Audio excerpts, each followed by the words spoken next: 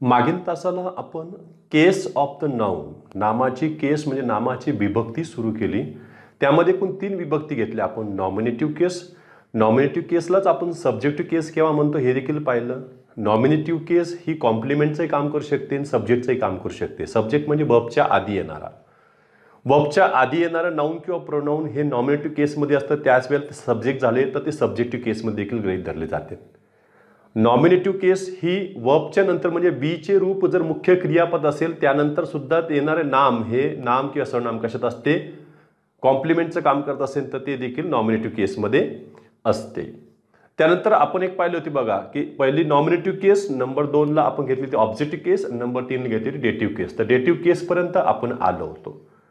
Number 2ची जी होती objective केस, आणि objective केस मधील नाम किंवा सर्वनाम हे वाक्यामध्ये सकर्मक क्रियापदाच्या नंतर येणारं कर्माचं काम करते. वाक्यात एकच कर्म असेल तर ती काय असते, ऑब्जेक्टिव्ह केस असते.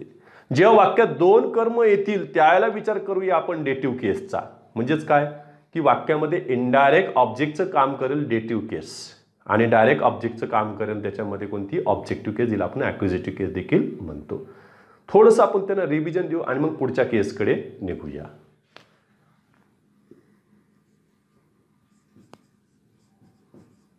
केस ऑफ नाउन, नामाची केस.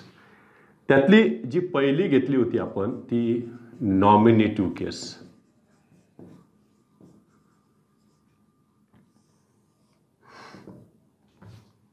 मराठीत प्रथम विभक्ती म्हणतो आपण. नॉमिनेटिव्ह केसमध्ये नामाच्या रूपात काहीही फरक पडत नाही. मी काय म्हणतो, फक्त एकच केस अशी आहे जिथं नामाच्या रूपात फरक पडतो. नामाला अपॉस्ट्रॉफी एस लावली जाते, ती पॉझिटिव्ह केसमध्ये, ती आलेलीच नाही आणखीन. म्हणजे नॉमिनेटिव्ह केस असो का ऑब्जेक्टिव्ह केस असो का डेटिव्ह केस असो, इथं नामाच्या रूपात काही फरक पडत नाही. फक्त त्याची पोझिशन बदलत राहते सेंटेन्समधलं, त्याचं कार्य बदलतं आणि कार्यावरून त्याची काय करायची, केसचं रूप आम्ही प्रकार ओळखायचा असतो. नॉमिनेटिव्ह केसमध्ये नामाचं रूप बदलत नाही, लक्षात ठेवायचं. पण नामाच्या ऐवजी येणारं प्रोनाऊन हे मात्र इथं रूप बदललेलं दिसन. काय दिसन, आय, वी, यू. पण खऱ्या अर्थानं नाऊनसाठी जे वापरले जाणार आहे ते म्हणजे ही, त्याच्यानंतर शी, त्याच्यानंतर इट, आणि प्लुरल नाऊन असेल तर काय घ्या, दे. हे मंडळी आली थर्ड पर्सनसाठी नाऊनच्या ऐवजी येणारे, लक्षात ठेवायची. नॉमिनेटिव्ह केसमध्ये येतील. हे कुठं कुठं येतात आपण सुरुवातीला पाहिलं होतं बघा. नंबर 1 म्हणजे वर्बच्या आधी येणारा जो सब्जेक्ट असतो त्यावेळेला ते सब्जेक्टिव्ह केसचं देखील काम करतात. नॉमिनेटिव्ह केस सब्जेक्टिव्ह केसमध्ये देखील ओळखली जाते. झालं. म्हणजे मी इथं उदाहरण घेतले बघा, राजू इज लकी. वर्ब आहे, वर्बच्या आधी आलेला हा सब्जेक्ट आहे. सब्जेक्टमध्ये येणारी केस ही कोणती आहे, नॉमिनेटिव्ह केस आहे. नॉमिनेटिव्ह केस आहे तर मग ह्या राजूच्या ठिकाणी तुम्ही कोणतं वापरणार आहे, तर ही. मग इथं तुम्ही ही वापरू शकता. झालं, ही इज लकी. हे एक उदाहरण घेतलं आपण. दुसरे घेतले होतं त्याच्यामध्ये की डिग्रीमधली जर रचना आली तर काय करायचं. डिग्री म्हणजे 2 कर्त्यामध्ये एकाच गुणावरून तुलना होते. उदाहरणार्थ बघा बरं, मी तर घेतलं Raju is lazier than Rani. आता तुलना कोणाकोणा चालली, कोणत्या गुणाला घेऊन, lazy. Means Raju is lazy, Rani is also lazy, but who is lazier than whom. कोणापेक्षा कोण इथं जास्त आळशी आहे. मग बघ बरं, वर्बच्या आधी जो आलेला आहे हा पठ्य कोण याच्यातला सब्जेक्ट आहे. मग मला सांगा, एका सब्जेक्टची तुलना दुसऱ्या ऑब्जेक्टशी होईल का, तर नाही. सब्जेक्टची तुलना पण सब्जेक्टशीच होईल. म्हणजे 2 कर्त्यामध्ये एकाच गुणावरून तुलना चालू होती, म्हणून याचं सेकंड फॉर्म वापरलेलं लक्षात ठेवायचं आहे.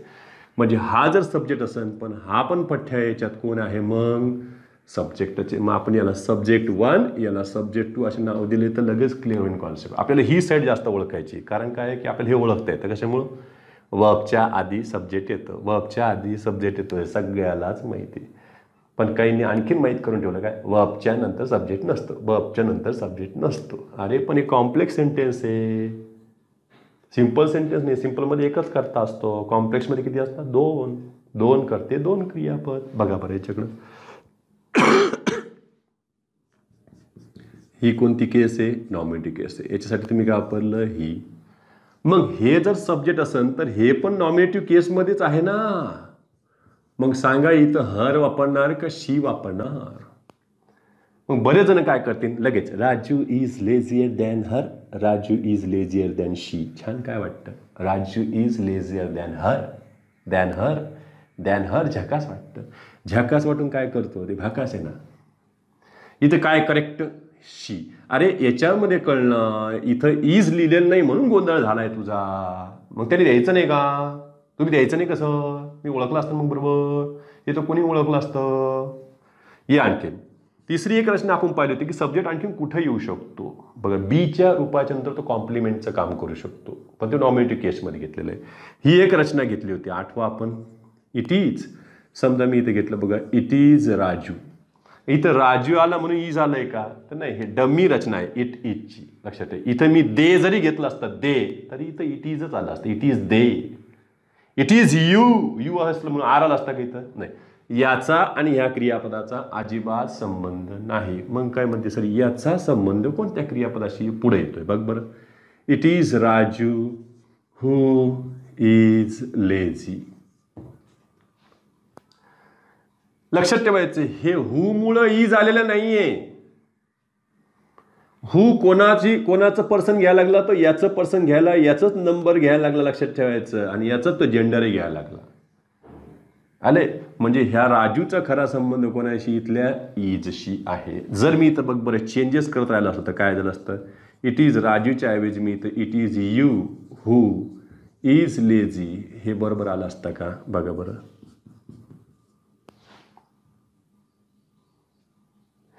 It is you. यू असतं तर मग मला सांगा याचा संबंध याच्याशी आहे का? नाही, याचा संबंध इथल्या क्रियापदाशी. याचा अर्थ इथं चुकलेला आहे. मग इथं काय पाहिजे होतं? It is you who are. यावरून समजायचं की ते हूचे वर्ब नाही आहे, ते कोणाचे आहेत? म्हणजे हे कोणत्या केसमध्ये आहे? इथं नॉमिनेटिव्ह केसमध्ये आहेत. यांचा संबंध कोणाशी आला? या वर्बशी आलेला आहे. मग आता असा संबंध तुम्ही पुढच्या ह्याच्याशी लावा आणि डोकं लावा. इट इज आय घेणार का इट इज मी घेणार? हू इज घेणार का हू ॲम घेणार? सांगा. याच्यामुळे उदाहरणातून आता क्लिअर करा, कारण मी याचे 4 पर्याय पण देऊ शकतो तुम्हाला करून, पण मला इथं 2च द्यायचे. काय सांगा? इट इज मी का it is I? It is me का इट इज आय? तर इट इज आय मी होणार नाही, कारण आपली कोणती केस आहे? नॉमिनेटिव्ह केस. आय मी ऑब्जेक्टमध्ये जाईल. It is I who is. छान वाटतं ऐकायला. Who is lazy. It is I who is lazy. पण तुम्हाला माहिती आहे याचा संबंध कोणाशी आलेला आहे? पुढं वर्बशी आलेला आहे. त्याच्यामुळे इथे इज चालणार नाही. काय आलं? It is I who am lazy. हे त्याचा आन्सर. चौथं घेतलं होतं आपण इमॅजिनरी कंडिशनमध्ये. बघा, इफ आय वर मी तर दिलं Raju, I would help her. मी जर राजू असतो, राजूच्या ठिकाणी असतो, तर तिला मदत केली असती. हे इमॅजिनरी कंडिशन लक्षात ठेवा. इफमध्ये काल्पनिक स्थिती. मी काही राजू होऊ शकत नाही, राजू काही मी होऊ शकत नाही. आम्ही रूप बदलू शकत नाही. मग इथं काय आलं? इफ आय वर. इथं वर असतं, इकडं वूड असतं. ती झाली इमॅजिनरी कंडिशन. मग इकडं आय वर हे बीचं रूप आहे. बीच्या रूपानंतर येणारं ही परत कोणती केस झाली? नॉमिनेटिव्ह केस. मग इथं आपल्याला ही वापरता येईल. या पद्धतीनं आपण याच्यातली नॉमिनेटिव्ह केस घेतली होती. बघा किती ठिकाणी नॉमिनेटिव्ह केस आली. म्हणजेच काय? वर्बच्या आधी येणारही, वर्बच्या पुढे पण ते बीचं रूप पाहिजे. बीचं रूप असेल तर पुढे येणारं नाऊन किंवा प्रोनाऊन हे काय झालं? तुमचं नॉमिनेटिव्ह केसमध्ये जाऊ शकते. ठीक आहे. बघा याच्या पुढची जी केस आहे ती म्हणजे ऑब्जेक्टिव्ह केस. ऑब्जेक्टिव्ह केसमध्ये आपण पाहिलं होतं की सकर्मक क्रियापदानंतरचे नाऊन किंवा प्रोनाऊन हे कशात असते? ऑब्जेक्टिव्ह केसमध्ये असते. ते देखील आपण पाहिलं होतं.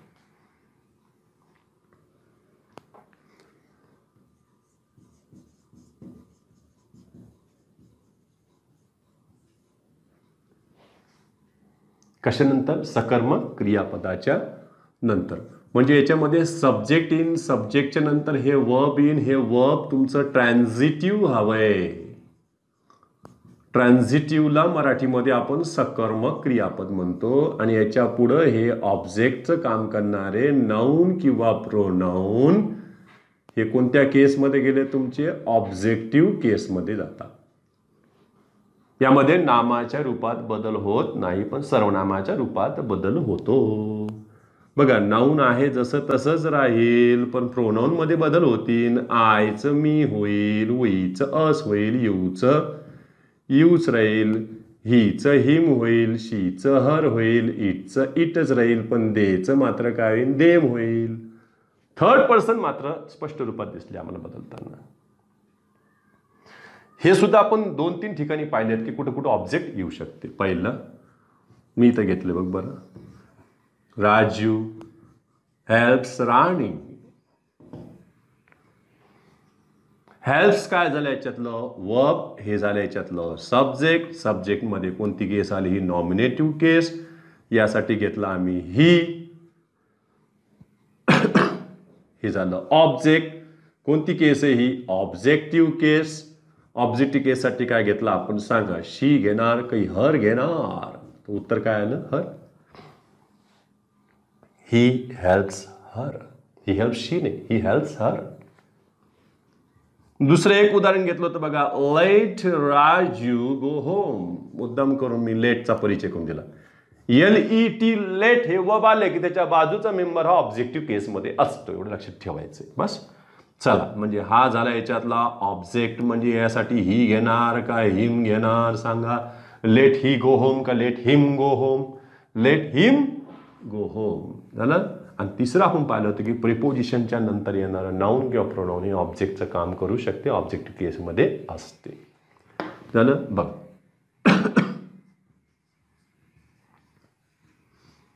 The boys are talking about Meena.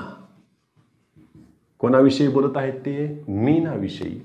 बघा इथं आर टॉकिंग हे वर्ब आहे, त्याच्या आधी येणारं हे बॉईज काय झालंय, हे सब्जेक्ट झालं, त्यासाठी तुम्ही दे वापरू शकता. मग मी केलं बघा, दे आर टॉकिंग अबाउट हे झालं याच्यातलं प्रिपोजिशन. आणि प्रिपोजिशनच्या नंतर येणारं नाऊन हे काय असतं, ऑब्जेक्ट असतं, नाऊन किंवा प्रोनाऊन. ऑब्जेक्ट घ्या, म्हणून इथं तुम्हाला शी घ्यायचंय का हर घ्यायचंय ते ठरवा. तर काय अबाउट हर, अबाउट शी करता येणार नाही. हे फक्त मी तुम्हाला हे आधीच्या तासात झालंय, फक्त समजावून सांगतोय, थोडंसं गॅप पडल्यामुळं. ठीक, एवढं स्क्रीनशॉट काढून घ्या. तिसरी केस घेतली होती आपण, ती म्हणजे डेटिव्ह केस. मराठीमध्ये आपण हिला चतुर्थी विभक्ती म्हणतो. हिला कृतीतून काही ना काहीतरी दान मिळते. थोडक्यामध्ये अप्रत्यक्ष कर्माचे कार्य करणारे नाऊन किंवा प्रोनाऊन हे कशामध्ये असते, डेटिव्ह केसमध्ये असते. बघा वाक्यातील इनडायरेक्ट ऑब्जेक्ट चे कार्य करणारे नाऊन किंवा प्रोनाऊन हे डेटिव्ह केसमध्ये असते. मग इनडायरेक्ट ऑब्जेक्टची पोझिशन सेंटेन्समध्ये बदलू शकते का, तर हो बदलू शकते. आपण बघूया. सगळ्यात पहिले इथं नाऊनमध्ये तर काही फरक पडणार नाहीये, पण प्रोनाऊनच्या रूपात मात्र काय फरक पडलाय, तर ऑब्जेक्टिव्ह केसमध्ये जी प्रोनाऊनची रूपे होती का, तीच रूपे इथं सुद्धा वापरली गेलेली आहेत. ऑब्जेक्टिव्ह केसमध्ये बघा बरं, आपल्याकडे मी होतं, त्याच्यानंतर वीचं घेतलं होतं आपण अस, यूचं घेतलं होतं यू, हीचं हिम, शीचं इथं हर, इटचं इथं जवळपास उपयोगात पडणार नाहीये, केवळ द चाइल्डसाठी जर उपयोग जर सोडला तर. आणि शेवटचं देचं काय झालं इथं, देम. जवळपास 30 रूपे इथं कामात पडलेली आहेत. जशी नामानं रूप बदललं नाही, तसं सर्वनाम सुद्धा इथं ऑब्जेक्टिव्ह आले, रूप बदलायला तयार नाही. डेटिव्ह मध्ये सुद्धा तेच आहे. फक्त याच्यामध्ये एक रचना आपण अशी पाहिली होती की सब्जेक्टच्या नंतर वर्ब, आणि हे वर्ब आहे डायट अँड ट्रान्झिटिव्ह. मराठीत याला आपण द्विकर्म क्रियापद म्हणतो. याला एकूण 2 कर्म असतात.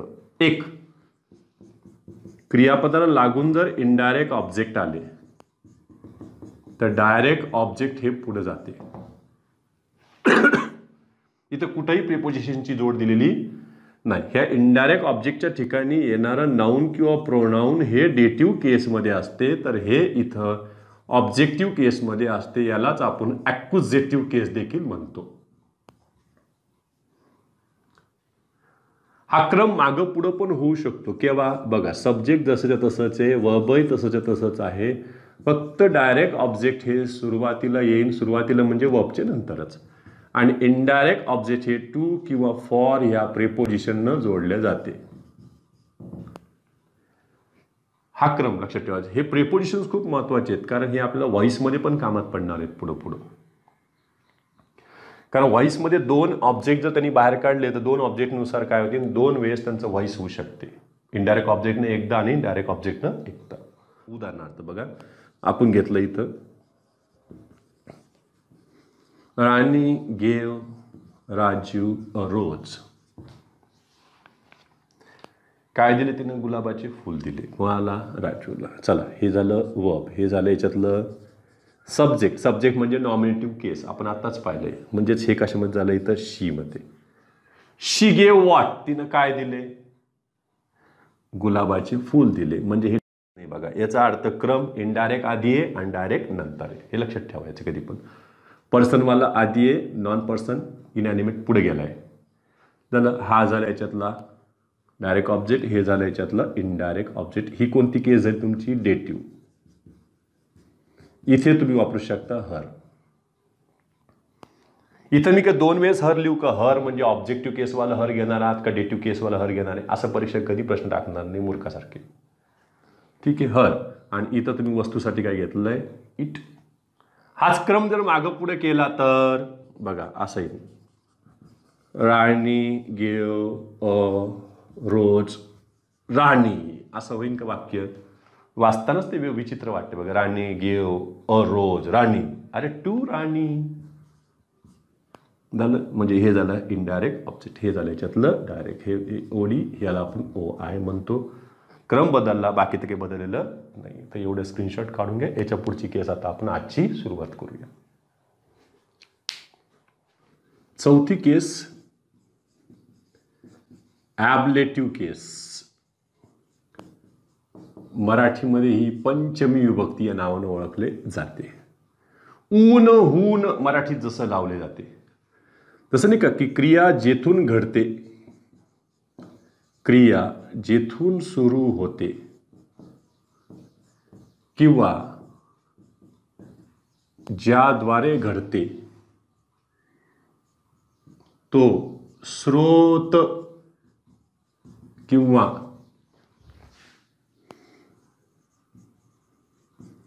व्यक्तीचा उल्लेख करणारी विभक्ती. क्रियेचा स्रोत कळेल किंवा व्यक्तीचा उल्लेख त्याच्यातून होईल. स्रोतला आपण सोर्स म्हणतो, लक्षात ठेवायचं. सोर्स किंवा आपण व्यक्ती असेल तर त्याला एजंट म्हणतो, ज्याद्वारे ही क्रिया करून घेतल्या जाईल. त्यांचा उल्लेख ह्या ॲबलेटिव्ह केसमध्ये असतो. पुन्हा इथं प्रश्न निर्माण झाला की ॲबलेटिव्ह केसमध्ये नाऊन किंवा प्रोनाऊन कोणत्या रूपात असतील, तर एक लक्षात ठेवायचं. परत एकदा, नाऊन रूप बदलायला तयार नाहीये, पण प्रोनाऊननं मात्र परत काय केलंय माहितीये का? ऑब्जेक्टिव्ह केसमधली जी प्रोनाऊनची रूपे होती तीच रूपे परत इथं वापरायला सुरुवात केली. म्हणजे तीच ऑब्जेक्टिव्ह केसची रूपे डेटिव्ह केसमध्ये, डेटिव्ह केसमधून पुढे कशात आली? परत ती इकडे ॲबलेटिव्ह केसमध्ये देखील आली. म्हणून बरेच जण काय करतात, इंग्लिशमध्ये तीनच केसला महत्त्व देतात जिथं सर्वनामाचे नामाचे रूप बदलताना दिसतील. ती म्हणजे नॉमिनेटिव्ह केस, ऑब्जेक्टिव्ह केस आणि पॉझिटिव्ह केस. बाकी केस महत्त्वाच्या गृहीत धरल्या जात नाहीत रूपामुळं फक्त, बस. इथे सुद्धा बघा बरं, मी, अस, यू, हिम, हर, इट आणि शेवटी कोणी? ते. ओळखण्याची काहीतरी पद्धत असेल ना यांची. जसं आपण मराठीत नाही का प्रत्यय लक्षात ठेवतो, ऊन हून, तसं यांच्याकडे सुरुवातीला यांचे प्रेपोजिशन्स येतील. ते प्रेपोजिशन्स आपल्याला मदत करतील की ही ह्या केसमधलं नाऊन आहे. जसं टू किंवा फॉर नंतर येणारं जे काही तुम्ही नाऊन किंवा प्रोनाऊन पाहिलं होतं ते डेटिव्ह केसमध्ये होतं. आता यांच्याकडे बघा खास करून.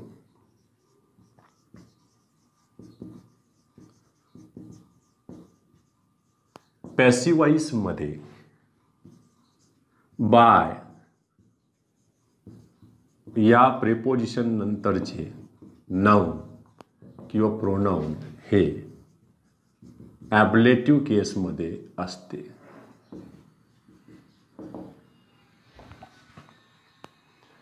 कोणत्या प्रेपोजिशन नंतर? बाय. मग आता मला सांगा, वाक्यामध्ये कुठेही बाय आले तर लगेच तुम्ही पॅसिव्ह वॉइस म्हणणार आहे का? तर नाही, पॅसिव्ह वॉइस ओळखण्याची पद्धत सुद्धा आम्हाला माहीत असली पाहिजे. बघा, पॅसिव्ह वॉइस ओळखायचं असेल तर सर्वात महत्त्वाचं आहे की तुम्हाला बीचे रूप माहीत असणे आवश्यक आहे. Am, is, are, was, were, स्वतः बी आहे, बीइंग आहे, बीन आहे. बीचे रूप आणि त्यानंतर क्रियापदाचे कितवे रूप? तिसरे रूप आवश्यक आहे. तिसऱ्या रूपाला कोणते प्रत्यय नसते? आयएनजी प्रत्यय नसते. या रचनेवरून ओळखायचं. आणि ह्यांच्या आधी जे येईल ते इथं सब्जेक्ट राहील. जरी ते आधीच्या वाक्यातलं ऑब्जेक्ट असेल पण इथे सब्जेक्ट म्हणजे नॉमिनेटिव्ह केसमध्ये येऊन बसते. आणि यांच्या पुढे बाय या प्रेपोजिशन नंतर येणारे हे नाऊन किंवा प्रोनाऊन हे कोणत्या केसमध्ये गृहीत धरलेले? ॲब्लेटिव्ह केसमध्ये. त्यांची फक्त नावं लक्षात ठेवते आपण, रूपात काही फरक पडणार नाहीये. बघूया आमचं उदाहरण. समजा मी इथं घेतलं, बघा बरं, राजू इज हेल्प्ड बाय राणी. चला, अरे पॅसिव्ह वॉइस केवळ बायामुळे पॅसिव्ह वॉइस आहे का? नाही नाही, इथं बीचं रूप आहे, इथं कितवं रूप आहे? तिसरं रूप आहे. हे याच्यातलं नॉमिनेटिव्ह केस आहे म्हणजे सब्जेक्ट आहे. इथे तुम्ही हीच वापरणार, he is helped by Rani. By Rani. मग इथे सांगा बरं, तुम्ही असं करणार आहे का? हर तुम्ही ऑब्जेक्टिव्ह केसचं हर घेणार आहात का डेटिव्ह केसचं हर घेणार आहात का ॲब्लेटिव्ह केसचं हर घेणार आहे? असे पर्याय देणारे का परीक्षक बुरकासारखे? अजिबात नाही. त्याच्यामुळे तर कोणतंही एकच हर दिलं असतं तरीही चालले असते. मी पर्याय तुम्हाला शी घेणार आहात का हर घेणार आहात? उत्तर काय आलं? हर. संपलं. तरी बऱ्याच वेळेस काय होतं की बाय एजंट वगळण्याची पद्धती आहे, तेवढ्यावरच फक्त वॉइस केले जाते. चला, आणखी पुढे निघूया आपण. पॅसिव्ह वॉइस मध्ये बायच्या नंतर येऊ शकते हे कळालंय, पण आणखी क्रियेचा स्रोत कुठून आहे? हे तर एजन्सी कळाली आम्हाला. बघा, क्रियेचा स्रोत ज्याला आपण सोर्स म्हणतो,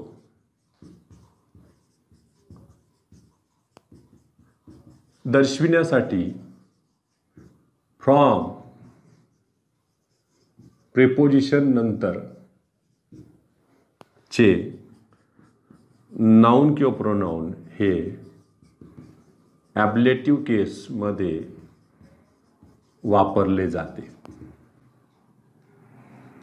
कोणतं प्रेपोजिशन आलं इथं? फ्रॉम. इथे कोण आले? बाय.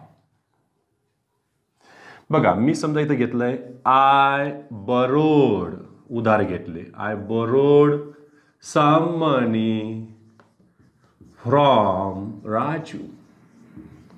आता पैसे मी घेतले, पण पैसे देण्याचा स्रोत कोण आहे? म्हणजे मी ज्याच्याकडून घेतले तो आहे ना देणारा स्रोत. माझा स्रोत कोण आहे? आता याच्यामध्ये बघा, हे झालं याच्यातलं वर्ब, हे झालं याच्यातलं सब्जेक्ट, हे झालं याच्यातलं ऑब्जेक्ट, पण हा झाला याच्यातला ॲब्लेटिव्ह केसवाला स्रोत झालाय.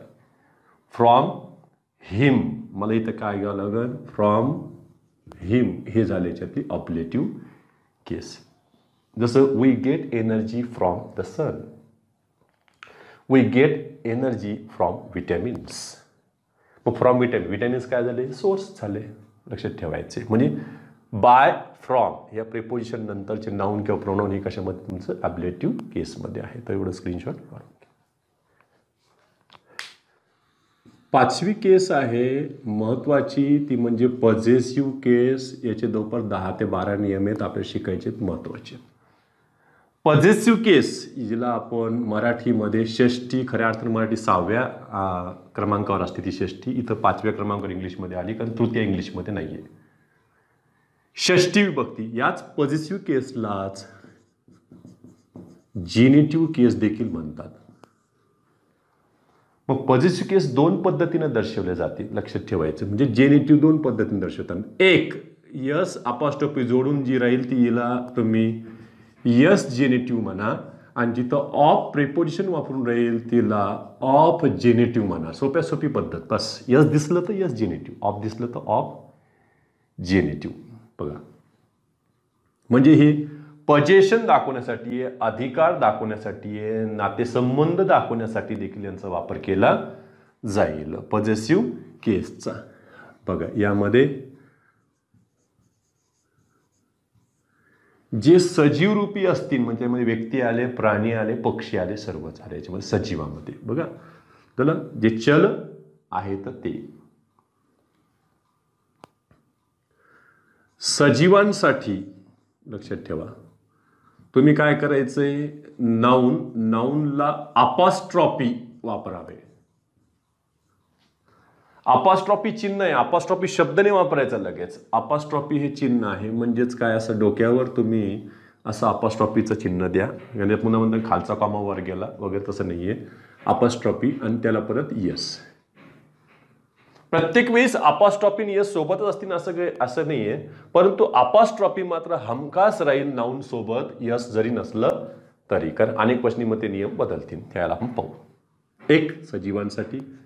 आणि निर्जीवांसाठी तुम्ही काय करणार आहात, जे अचल असतील त्यांच्यासाठी, तर तुम्हाला अशी अपोस्ट्रॉफी यसची म्हणजे यस जेनेटिव्ह केस वापरता येणार नाही. त्यासाठी तुम्हाला ज्या नामावर त्याचं पोझिशन दाखवायचं आहे ते या पद्धतीत राहील, उलट. कारण प्रिपोजिशन हे नामाच्या आधी असतात, कधी पण लक्षात ठेवायचं. त्या पद्धतीने ही झाली ऑफ जेनेटिव्ह केस आणि यस जेनेटिव्ह केस झालं. त्यांच्यामध्ये समजा मला एक्झाम्पल घ्यायचं असेल तर म्हणून दॅट बॉयजच बुक वॉज लॉस्ट. काल हरवलं त्याचं. बघा इथं बॉयजच काय काय केलं मी याच्यामध्ये, नाऊनला अपोस्ट्रॉफी लावलं, अपोस्ट्रॉफीला काय लावले तिथं यस, अपोस्ट्रॉफी यस. त्या मुलाचे पुस्तक काल हरवले फक्त बस. त्याला यांच्यामध्ये आलं, मी इथं गेलो असं, the doors colour is red. आता हे बरोबर आहे का चूक आहे? मराठी ट्रान्सलेशन एकदम झकास वाटतं बघा. काय, दाराचा रंग, डुअर्स कलर, पण हे इनकरेक्ट आहे. मग करेक्ट काय आहे? चला मग ऑफ वापरा, किती सोपं आहे सर. बघा बरं, the doer of the colour is red. बरोबर आहे का? नुसतं ऑफ टाकणं म्हणजेच काय, ऑफ जेनेटिव्ह आली का? नाही, सेन्स पण हवा ना त्या सेंटेन्सला. पुन्हा म्हणते बघा, दाराचा रंग लाल आहे, दाराचा रंग. अरे तसं नाही ना, मराठीमध्ये जे पुढून असतं ते इकडून काय असतं, आधी असतं. हे पण करेक्ट. मी नुसतं राईट केलं म्हणजे राईट झालं का नाही ना. चला आता घेतलं बघा, the colour of the doer is red. आता हे करेक्ट आहे का इनकरेक्ट आहे? आता हे करेक्ट. ही आली बघा ऑफ जेनेटिव्ह. या पद्धतीनं सुद्धा ते विचारते तुम्हाला. The house's roof is leaking. Wrong. The roof of the house is leaking. Correct झालं. त्या पद्धतीनं द टेबल्स लेग इज, चुकलं ना, टेबल्स लेग नाही, a leg of the table. A leg of the table is broken. Chair's hand, चुकलं ना. The hand of किंवा a hand किंवा दोन्ही तुटत, दोन्ही. A hand of the chair is broken. त्या पद्धतीनं तुम्ही घ्या. हे झालं सजीव आणि निर्जीवांसाठी. मग आता याच्यातले आपल्याला सजीवांसाठी अपोस्ट्रॉफी यस दोन्ही केव्हा वापरायचे, दोघांपैकी एक केवळ अपोस्ट्रॉफी केव्हा येणार, हे सगळे नियम आपण आता पाहणार आहोत एक एक एक एक. बघा, स्पेशल सजीवांसाठी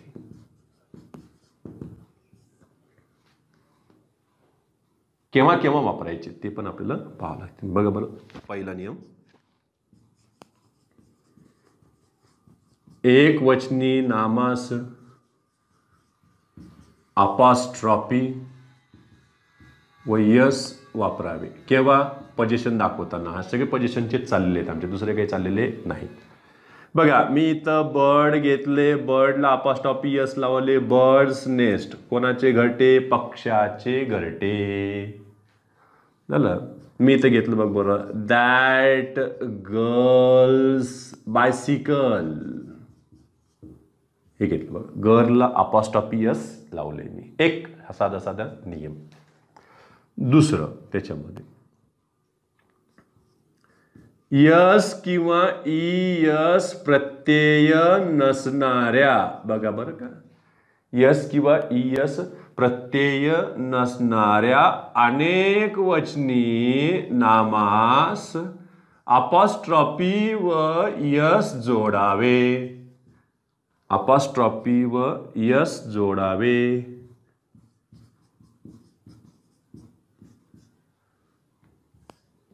कोणाला?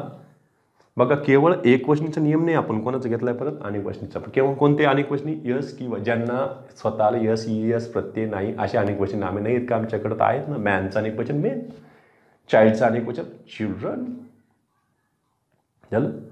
त्याच्यानंतर वुमनचं विमेन, असे सुद्धा अनेकवचनी आहेत ना. मग त्यांना आपल्याला अपॉस्ट्रॉफी यस जोडता येईल. बघूया आपण.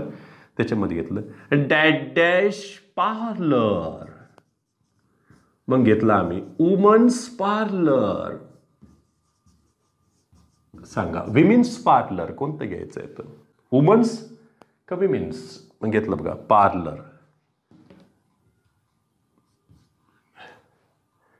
वुमन्स एका स्त्रीचं आहे का ते?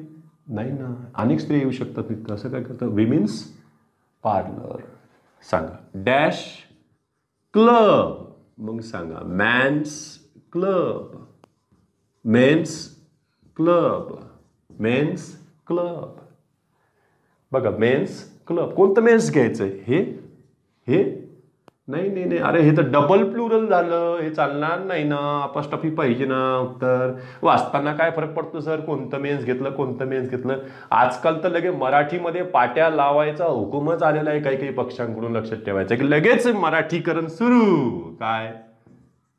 Men's parlour. वा, ही मराठीत झाली गात आहे. हे तर केवळ त्याचा उच्चार मराठीत लिहिलाय त्यांनी, पण मराठीत पाट्या लावल्या. त्यांनी असं म्हटलं का पुरुषांचे केश कर्तनालय, तसं काही दिलेलंच नाहीये इथं. पण चला मेन्स ताणच नाही कशाचाच, काहीच घेणं देणं. ठीक आहे, तर एवढा स्क्रीनशॉट काढून घ्या, पुढे आणखी घेऊ.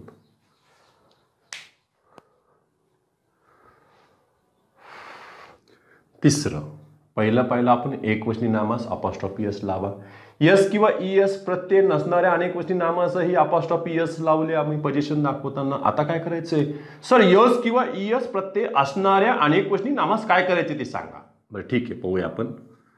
यस किंवा ईएस प्रत्यय असणाऱ्या अनेकवचनी नामास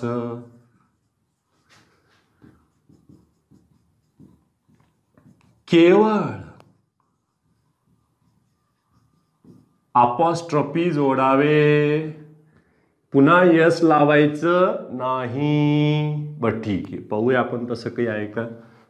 डॅश हॉस्टेल, तुम्हाला पर्याय दिला सगळ्यात पहिले बॉईज, दुसरा पर्याय दिला त्यांनी बॉईज, तिसरा पर्याय दिला त्यांनी बॉईज, चौथा पर्याय दिला त्यांनी बॉईज. काय केलं काय मी सर त्यालाच माहिती. काही जण पटकन पहिलंच घेते, मोकळं ताणच नको. Boys hostel. तुम्ही मराठी तरी करून बघा ना, मुलाचे वसतिगृह. मुलाचे म्हणजे एकच मुलगा आहे का मुलांचे? कारण तिथे पण अनुस्वाराचा उपयोग करतोच बघा. मुलांचे, मुलाचे नाही मुलांचे. इंग्लिशमध्ये पण तसं काही तर सेन्स असेल ना. आपल्याला नाही म्हणून काय झालं, पण त्यांना ते सेन्स आहे ना. जसं त्यांनी आपली मराठी वाचली, त्यांना काही सेन्स नाही राहणार, पण आपल्याला तर आहे ना. चला, म्हणजे हे घेता येणार नाही. मग आता हे दिलंय, समजा एखादा पेंटर आहे, त्याला सांगितलं की अरे आपल्या ह्या हॉस्टेलवर असे पेंटिंग करायची मस्तपैकी, बॉईज हॉस्टेल असं करायचं, आणि त्याला हे मस्त करून दिलेलं आहे बॉईज हॉस्टेल. तर पेंटर त्याचं दिमाग लावणार, त्यानं त्याच्या रंगसंगतीत दिमाग लावायचं ना, तर नाही तो व्याकरणात घुसेल दिमाग लावायला. काय करत तो म्हणतो, यार हे बाहेरून कसं काय काम आला हा. मला वाटतं याचं गडबडीत झालं, आणि तो काही त्याला फोन करून विचारणार नाही, साहेब हे असं आहे का तसं आहे, नाही त्याचं दिमाग लावून स्वतःच बस. तो म्हणतो नाही ती आतून पाहिजे होता.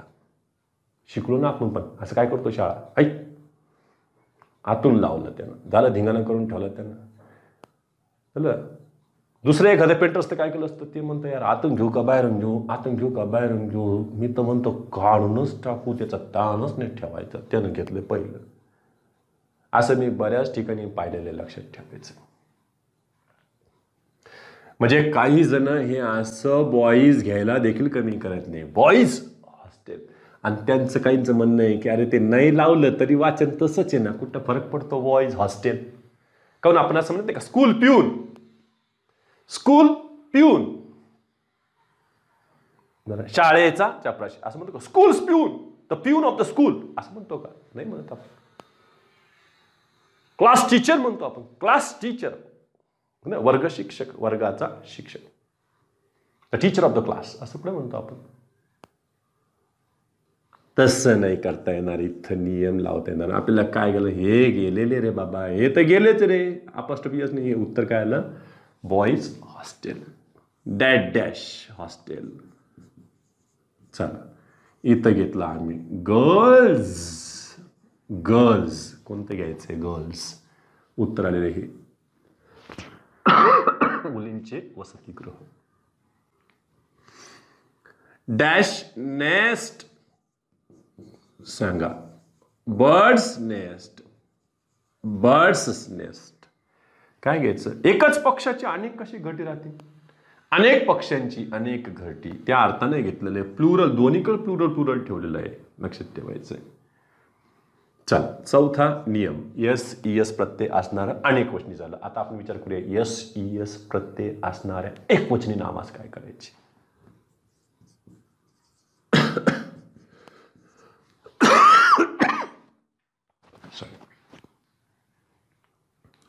यस इयस प्रत्यय असणाऱ्या एक वचनी नामास अपॉस्ट्रॉफी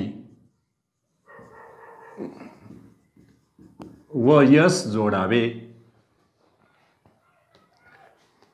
एक वचनी नामास आहे. आता त्याच्यामध्ये लक्षात ठेवायचं बघा, तर काही कवींची नावच आहेत तशी इंग्लिशमध्ये बघा. जॉन किट्स हे नाव आहे, कवीच्या आडनावातच यस लागलेलं आहे. आपल्याकडे लगेच आपण नॉन इंग्लिश असल्यामुळे काय करतो, आपण इंग्लिशच्या नियमात लगेच काम करतो. यस यस लागलं प्लुरल. जॉन किट्स पोएट्री, हे बघा. W.B. Yeats poetry, William Butler Yeats. W.B. Yeats poetry. काही जर नाव असलं तर का James, James sat, James sat, त्याला अपॉस्ट्रॉफी एस लावते मी त्या पद्धतीनं. चला पाचवं, पुढचा एक नियम येतोय, यस इयस प्रत्यय असणाऱ्या एकवचनी नामास झाले. आता हा विचार करा की संयुक्त नामे जर आली तर काय करायचं? जसं आपण संयुक्त नामाचे अनेक वचन करताना नियम पाहिले होते की दोन पैकी पहिल्या नामाचे अनेक वचन करावे. दुसरा नियम त्यातला होता की दोन पैकी दुसऱ्या नामाचे अनेक वचन करावे. तिसऱ्या नियमात पाहिले की दोन्ही नामाचे अनेक वचन करावे. मग इथं काय गोंधळ आहे ते पण पाहू ना आपण. बघा बरं, संयुक्त नामाचे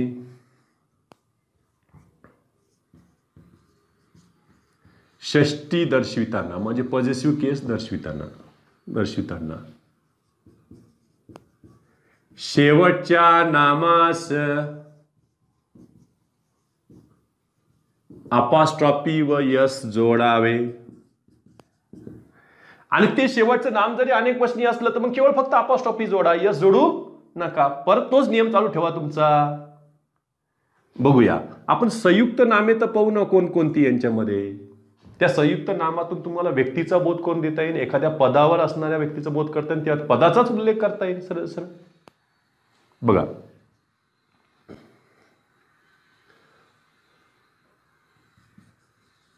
दिस इज माय डॅश हाऊस.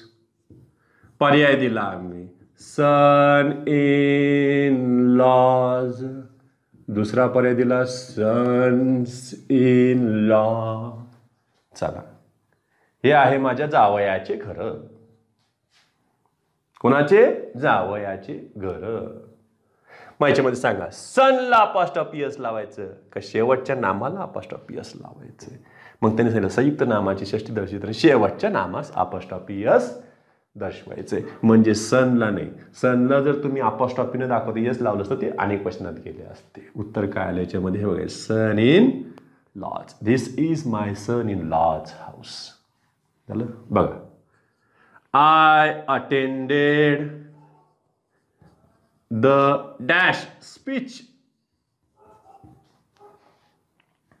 आम्ही पद दिलं बघा काय? Presidents of India. एक दुसरं घेतलंय प्रेसिडेंट ऑफ इंडियाज. आता कोणतं घ्यायचं? काय म्हणतील, मी भाषणाला हजर होतो कोणाच्या? भारताच्या राष्ट्रपतींच्या. भारताच्या राष्ट्रपतींच्या काय म्हणते हे बघा ना, भारताच्या राष्ट्रपतींच्या भाषणास मी हजर होतो. तसं नाही करता येणार याच्यामध्ये. बघा, भारताच्या राष्ट्रपतींच्या याचं अपॉस्ट्रोफी हे इकडे लागले, हे उत्तर झालं त्याच्यातलं. बघ, I attended the president of India's speech. याच्यामध्ये तुम्हाला घ्यावं लागेल. संयुक्त नामासाठी तुम्ही या पद्धतीचं वापरा. शेवटच्या नामास लावा.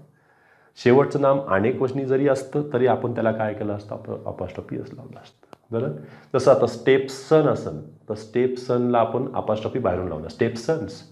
पण ते जर दोन असते तर आपण काय केलं? टू स्टेपसन्स अपॉस्ट्रोफी एस परत त्याला लावले असते, किंवा केवळ फक्त अपॉस्ट्रोफीचं चिन्ह वापरले असते. बघा, सावत्र मुलांचा व्यवसाय. माझ्या सावत्र मुलांचा व्यवसाय असं जर म्हणायचं असेल तर मग केव्हा तुम्हाला काय करावं लागेल? त्याला फक्त अपॉस्ट्रोफी लावावं लागेल. नंबर 6 महत्त्वाचं आहे आणखीन, संयुक्त नामाचं झालं. आता हा विचार करा की दोन किंवा दोनपेक्षा जास्त व्यक्तींचा एकाच व्यक्तीवर किंवा एखाद्या वस्तूवर अधिकार दाखवायचा असेल, थोडक्यामध्ये त्यांना जॉईंट पोझिशन किंवा त्याला कॉमन पोझिशन दाखवायचं असेल तर मग काय करायचं अपॉस्ट्रोफी दाखवताना? तर एक लक्षात ठेवायचं, दोघांचं जर एकाच वस्तूवर पोझिशन असेल तर दोनपैकी दुसऱ्या म्हणजे शेवटच्या नामाला काय करायचं? अपॉस्ट्रोफी जोडायचं. दोनपेक्षा जास्त जरी असले तरी शेवटच्याच नामाला अपॉस्ट्रोफी एस जोडायचे. हा नियम याच्यामध्ये लक्षात ठेवायचा. बघा, दोन किंवा त्यापेक्षा जास्त व्यक्तींचा अधिकार एकाच व्यक्ती किंवा वस्तूवर दर्शविताना शेवटच्या नामास अपॉस्ट्रोफी व यस जोडावे. शेवटचे म्हणजे कोणतं? ज्याच्यावर अधिकार दाखवायचा ती वस्तू नाही, ती वस्तू सोडून त्याच्या आधीच. लक्षात ठेवायचं. नाही तर शब्दशः अर्थ लावतात शेवटच्या नामाचंच लावा. झाले? मग याच्यामध्ये बघा, मला म्हणायचं असं, Raju and Rani's house. Common position आहे की नाही? म्हणजे राजू व राणी या दोघांचेही हे घर झालेले आहेत. हे तर काय झालेलं आहे? Common position. याच्यामध्ये लक्षात ठेवायचं. आम्हाला हे कशासाठी वापरायला लागलं? आम्ही जॉईंट किंवा त्याला काय म्हणा, common position. Raju and Rani's house त्याच्यामध्ये आले. झालं?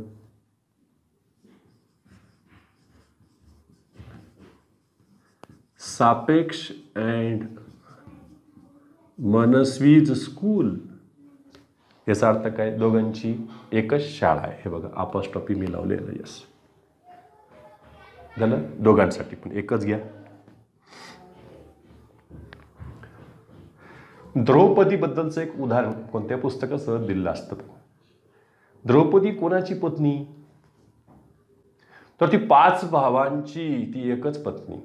मग त्याच्यामध्ये 5 भाऊ, सर्वात मोठा युधिष्ठिर, नंतर भीमा, अर्जुना, त्याच्यानंतर नकुला आणि सहदेवा, आणि नंतर मग आपण द्रौपदीचा उल्लेख करतोय. मग काय करणार आपण? लगेच घेतलं बघ बरं, त्याच्यात असं बोललं, Draupadi was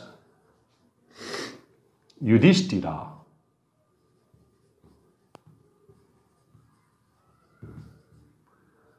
Bhima Arjuna Nakula and Sahadeva's wife. मग काय म्हणते? मग खरी बायको कोणाची होती? ज्याला अपॉस्ट्रोफी एस लागलं त्याची. तसं नाही, सर्वांची. याच्यामध्ये Draupadi was Yudhishthira Bhima Arjuna Nakula and Sahadeva's wife. त्या पद्धतीचे उदाहरण त्याच्यामध्ये घेता येईल. राजू आणि राणी दोघांचे वडील एकच असतील, दोघंही बहीणभाऊ असतील, सिबलिंग्स असतील, तर आपण घेऊ Raju and Rani's father has come to meet me.